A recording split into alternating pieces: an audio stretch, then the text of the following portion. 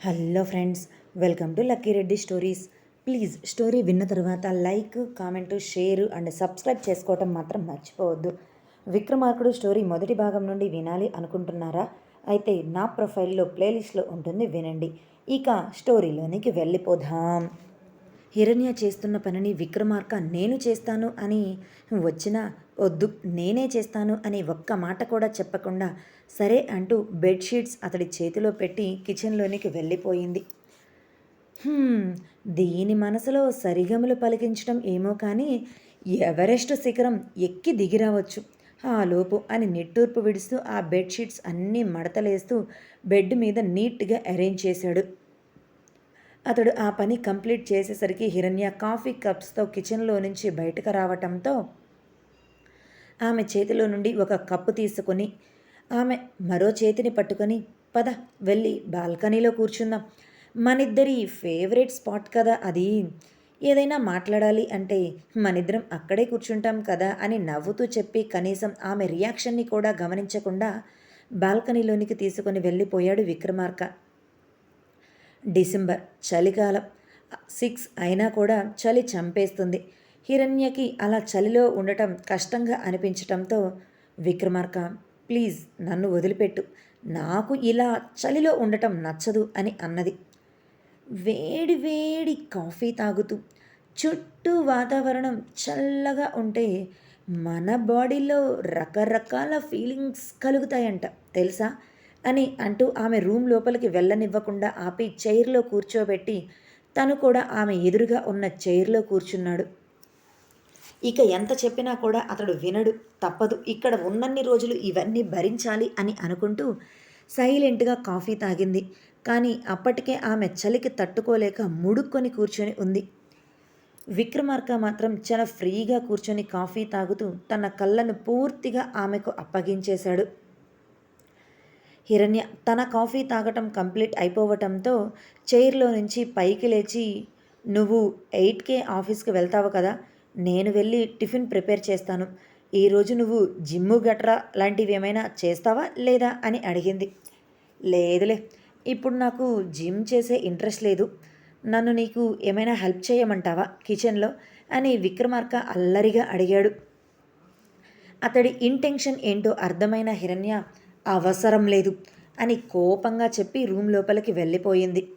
అబ్బా, ఇది కోపంగానే మాట్లాడుతుంది నాతో, ప్రేమగా విక్రమార్క అని నన్ను ఎప్పుడు పిలుస్తుందో ఏంటో, అసలు ఆ రోజు వస్తుందా? నేను దీని జీవితంలో చేసిన దానికి అస్సలు రాదే అనుకో. సరే, జీవితాంతం ఇది నా మీద కోపం చూపిస్తున్నా పర్వాలేదు, ఇది నా పక్కనే నా కనుచూపు మేరలో ఉంటే చాలు అని అనుకొని ఉదయం రావాలా వద్దా అని ఆలోచిస్తూ మబ్బుల చాటు నుండి ఇంకా పైకి రావటానికి కష్టపడుతున్న ఆ సూర్యుడిని చూస్తూనే 10 నిమిషాల పాటు గడిపేశాడు విక్రమార్క. ఆ తర్వాత విక్రమార్క రూమ్ లోపలికి వచ్చి కబోర్డ్లో ఉన్న టవల్ తీసుకొని వాష్రూమ్ లోపలికి వెళ్ళిపోయాడు. హిరణ్య టిఫిన్ ప్రిపేర్ చేయటం అయిపోవటంతో బయటకు వచ్చింది. అప్పుడే విక్రమార్క వాష్రూమ్లో నుంచి తల తుడుచుకుంటూ బయటకు వచ్చాడు. అతడికి హిరణ్యని చూస్తుంటే మనసులో అనేక చిలిపి ఆలోచనలు రావటంతో తను తుడుచుకుంటున్న టవల్ని తల మీద నుంచి తీసేసి గట్టిగా ఆమె ముందు విదిలిచ్చాడు.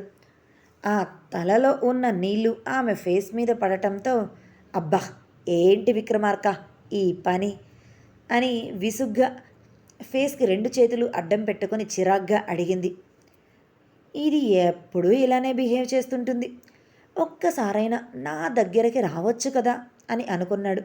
సర్లే, నువ్వు రాకపోతే ఏంటి, నేనే నీ దగ్గరకు వస్తాను అని ఆమె దగ్గరకు వచ్చి ఆమె చేతిని పట్టుకొని రౌండ్గా తిప్పి వెనక నుండి హత్తుకొని నువ్వు ఇప్పుడు వాష్రూమ్కి వెళ్తావు కదా స్నానం చేయటానికి, మరి నేనేమైనా నీతో పాటు నీ వెనక్కే వచ్చి నీకు హెల్ప్ చేయాలా అని ఆమె చెవి కొరుకుతూ అడిగాడు.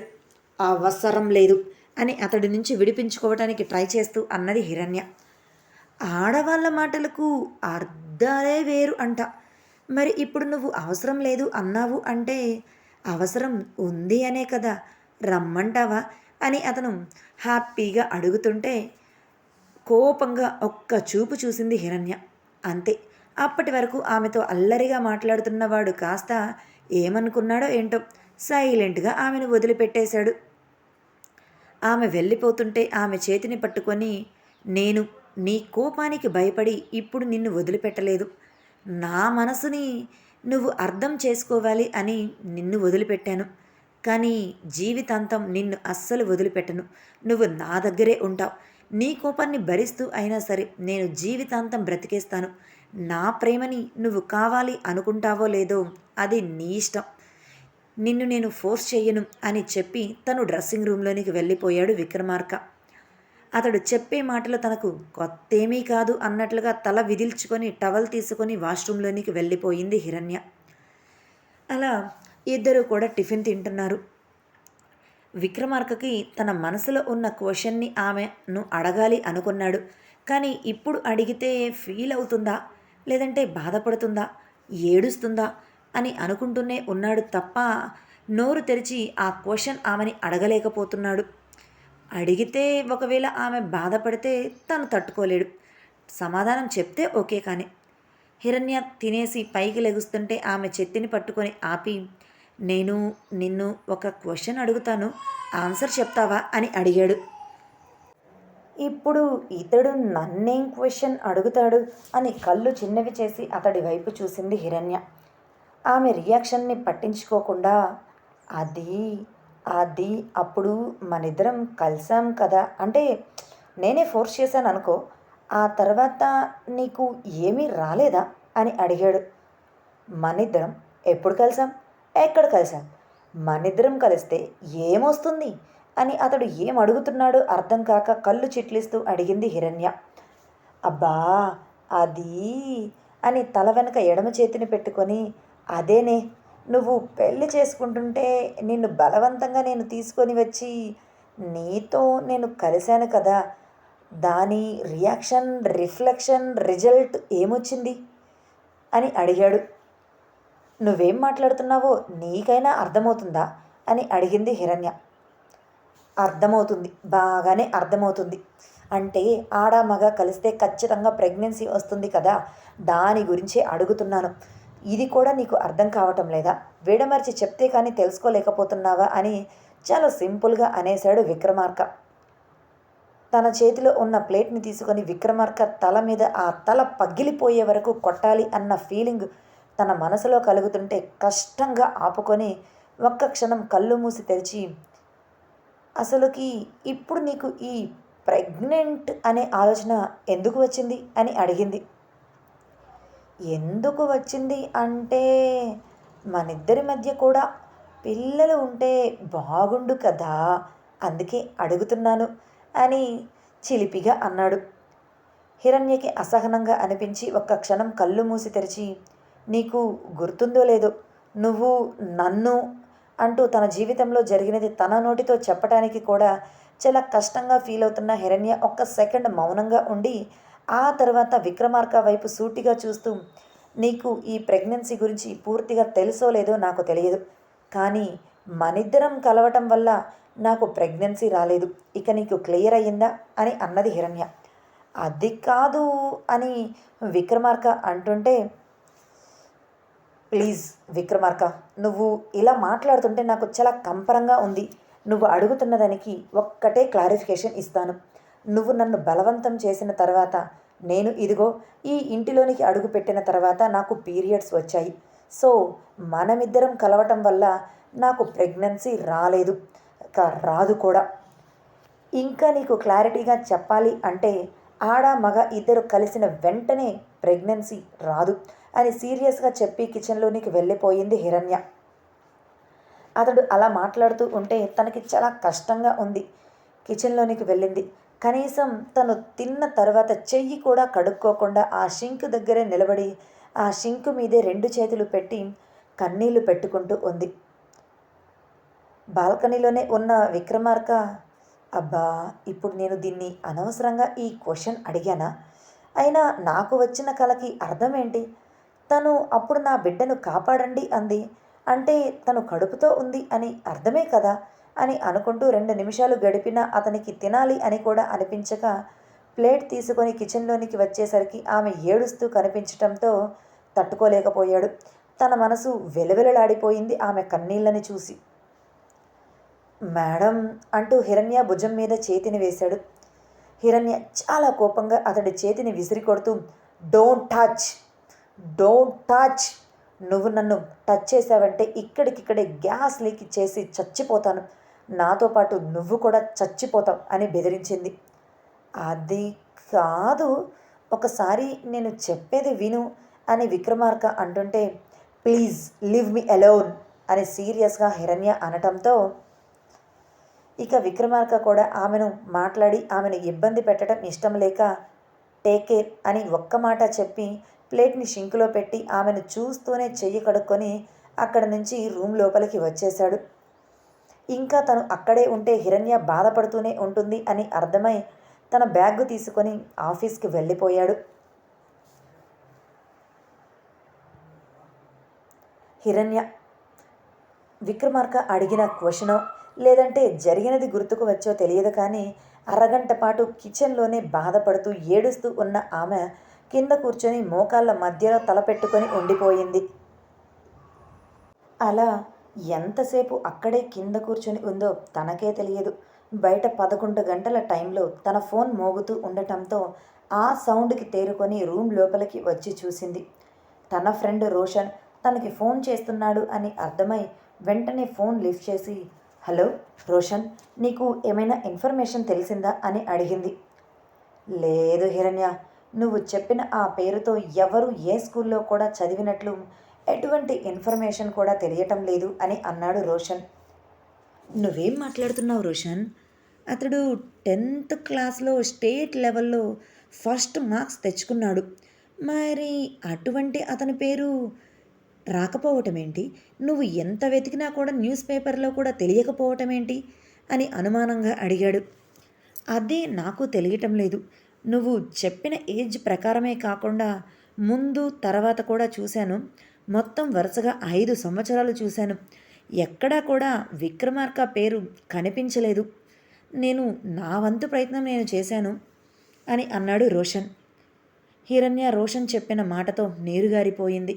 ఎంతో ఆశతో విక్రమార్క గురించి తెలుస్తుంది అని ఎదురు చూస్తే ఇప్పుడు ఏమీ తెలియలేదు ఆమెకు. ఇంతకు మించి నేను ఇంక నీకు ఏమీ హెల్ప్ చేయలేను. దాదాపు నెల క్రితం నువ్వు అడిగితే అప్పటి నుంచి ఇప్పటి వరకు తెలుసుకోవటానికి నేను ట్రై చేస్తూనే ఉన్నాను, నా వర్క్ కూడా పక్కన పెట్టేసి. కానీ ఎటువంటి ఇన్ఫర్మేషన్ నాకు తెలియలేదు. ఐఎమ్ సారీ హిరణ్య అని చెప్పి ఫోన్ పెట్టేశాడు రోషన్. అబ్బా, ఈ విక్రమార్క అసలు ఏం చేశాడు? ఎందుకని అతని గురించి ఎటువంటి ఇన్ఫర్మేషన్ కూడా నాకు తెలియటం లేదు? చదువుకున్న స్కూల్ని తీసేశారు అని అనుకున్నా అతడి పేరైతే లిస్టులో ఉండాలి కదా. మరి ఎందుకు కనిపించటం లేదు? ఏం జరుగుతుంది నా చుట్టూ? విక్రమార్క నాకు తెలియకుండా నా వెనక ఏం చేస్తున్నాడు అని అసహనంగా ఫీల్ అయ్యింది, తనకు ఏమీ తెలియటం లేదు అని.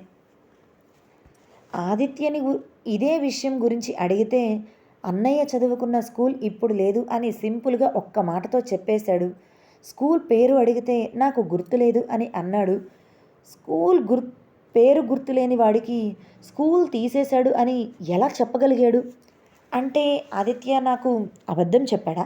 లేదంటే తన అన్నయ్య గురించి నాకు తెలియకూడదు అని అనుకున్నాడా? లేదు, అటువంటిది ఏమీ లేదులే. ఆదిత్య నాకు ఎప్పుడూ హెల్ప్ చేస్తాను అని అన్నాడే తప్ప తన అన్నయ్యకు సపోర్ట్ చేస్తాను అని చెప్పలేదు. కాబట్టి ఖచ్చితంగా ఆదిత్య చెప్పింది నిజమే. తన చిన్న వయసులో ఉన్నప్పుడు విక్రమార్క 10th కంప్లీట్ చేశాడు. అప్పుడు స్కూల్ పేరు తెలిసినా మర్చిపోయి ఉంటాడులే, అంతే అయి ఉంటుంది అని అనుకుంది హిరణ్య. విక్రమార్క ఇంటిలో హిరణ్యతో చాలా క్లోజ్గా జోవియల్గా ఆమె తిడుతుంటే పడుతున్నాడు, లేదంటే ఆమెతో అల్లరి చేస్తున్నాడు, నవ్వుతున్నాడు, ఆమెను నవ్వించడానికి ట్రై చేస్తున్నాడు. కానీ అదే విక్రమార్క ఆఫీస్లోనికి ఎంటర్ అయిన మరుక్షణం చాలా కోపంగా, అంతకు మించి సీరియస్గా డైరెక్ట్గా తన క్యాబిన్ లోపలికి వెళ్ళిపోయాడు. కనీసం తన ఆఫీస్లో ఉన్న 10 మందికి కూడా విక్రమార్కనే చైర్మన్ అంటే తెలియదేమో. అసలు విక్రమార్కను చూశారు అంటే అది గగనమే అని చెప్పవచ్చు. ఎప్పటిలా ఆఫీస్ వర్క్స్ మీటింగ్స్ అంటూ చాలా బిజీగా టైం గడిపేశాడు విక్రమార్క. చారి సార్ అంటూ విక్రమార్క క్యాబిన్ లోపలికి వచ్చాడు. ఏంటి అన్నట్లుగా వర్క్ చేసుకుంటూనే అడిగాడు విక్రమార్క. సార్, మనకి ఇప్పుడు అకౌంటెంట్ కావాలి అని మనం వెబ్సైట్లో పెట్టాం కదా, దానికి సంబంధించిన రెజ్యూమ్స్ చాలామంది పంపించారు. మీరు ఒకసారి ఈ రెజ్యూమ్స్ చెక్ చేసి ఇంటర్వ్యూకి ఎవరిని పిలవాలో చెప్తే వాళ్ళని పిలిచి ఇంటర్వ్యూ చేస్తాం సార్. ప్రాసెస్ చాలా లాంగ్ కదా, మీరు త్వరగా ఏ డిసిషన్ చెప్తే బాగుంటుంది అని అన్నాడు. ఎన్ని రెజ్యూమ్స్ వచ్చాయి అని అడిగాడు విక్రమార్క. సుమారు 250 పైనే వచ్చాయి సార్ అని అన్నాడు చారి. అందులో లేడీస్ రెజ్యూమ్స్ ఎంతమందివి ఉన్నాయి అని ఎప్పటిలానే అడిగాడు విక్రమార్క ఫస్ట్ క్వశ్చన్గా. అది సార్ అని చారి అంటుంటే, చారి, నీకు మరలా చెప్పించుకునే సిచ్యువేషన్ నువ్వు తీసుకొని రావద్దు. ఎప్పటిలా ఆ లిస్ట్లో ఉన్న జెంట్స్ని మాత్రమే ఇంటర్వ్యూ చేయండి. అది కూడా రేపే ఇంటర్వ్యూ చేయండి. మేనేజర్కి చెప్పు. ఆన్లైన్ అసలే వద్దు, ఫేస్ టు ఫేస్ ఇంటర్వ్యూ చేయండి. ఆ విషయం మేనేజర్ వాళ్ళకి క్లియర్గా ఇన్ఫామ్ చెయ్యి అని చారీతో చెప్పి మరలా వర్క్లో మునిగిపోయాడు విక్రమార్క.